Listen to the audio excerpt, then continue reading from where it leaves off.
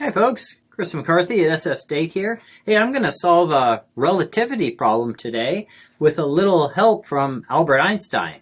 So here's the problem. Why don't you pause the video and read the problem and check it out, give it a try yourself. Try it, and then continue. Did you try it? All right, here's my attempt. So the problem says that there's a spaceship, and we somehow are going to get to see the clock that's inside the spaceship, and we observe that the spaceship's clock ticks just 1 second, while our clock ticks a time of 60 seconds, or 1 minute. Let's convert it to seconds. So here's you, and here's your clock, and we have 60 seconds elapsing on our clock.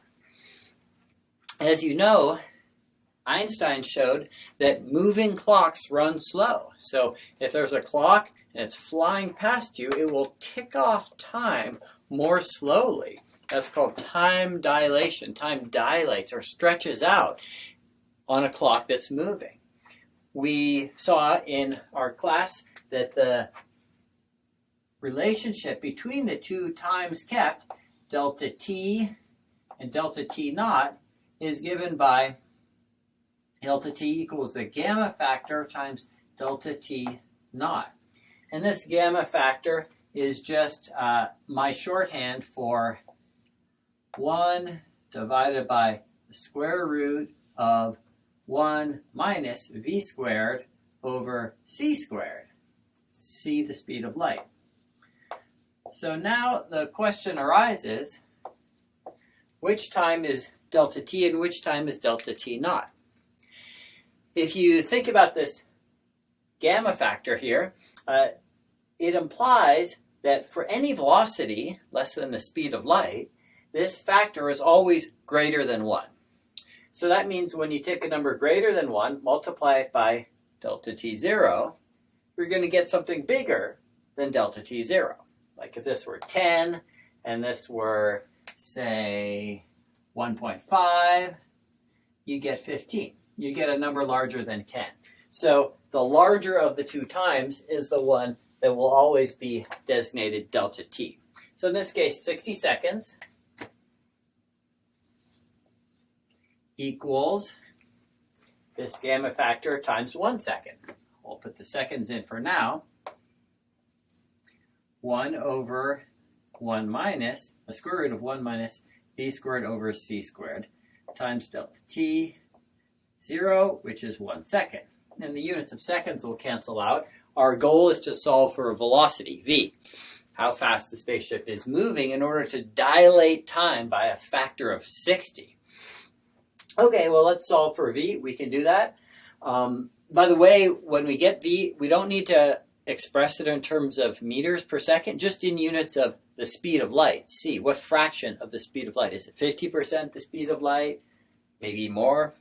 So to solve this equation, there's several methods you could use, but just put your algebra to work.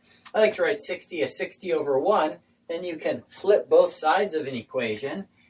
The left side here would become 1/60th.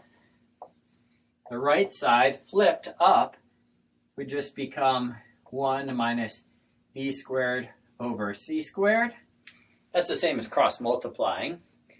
To eliminate the square root, we'll square both sides. So the left side now is 1 over 60 squared.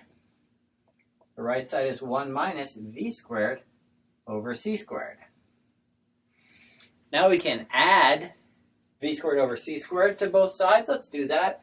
On the left side, I would get v squared over c squared plus 1/60 squared equals 1. Almost there. Now we have to solve for v, so let's isolate that variable. Put this on the other side. We're going up to here now. V squared over c squared equals 1 minus 1 over 60 squared. And now we have to just square both sides of take the square root of both sides, and we get v over c equals the square root of 1 minus 1 over 60 squared. And when we multiply through by c, the speed of light, that'll give us our answer. Again, we don't need to plug in 3 times 10 to the 8 and get meters per second. We just put the answer in terms of c. So 1 minus 1 over 60 squared times c. So that's it. When you plug in this value here, 60 squared, be careful about doing the subtraction and the squaring and the square root. You're going to get a pretty small number here, and it's going to be pretty close to 1 in here. And then you'll take the square root of it. It'll be 0.99 something. And so I think that's why they wanted the answer to 5 decimal places, to make this distinction from c, because you're going to get a speed that's very close to the speed of light. In other words, in order to dilate seconds into minutes, you really need to be moving very close to the speed of light. All right, I think I got that. Thanks, Albert. See ya.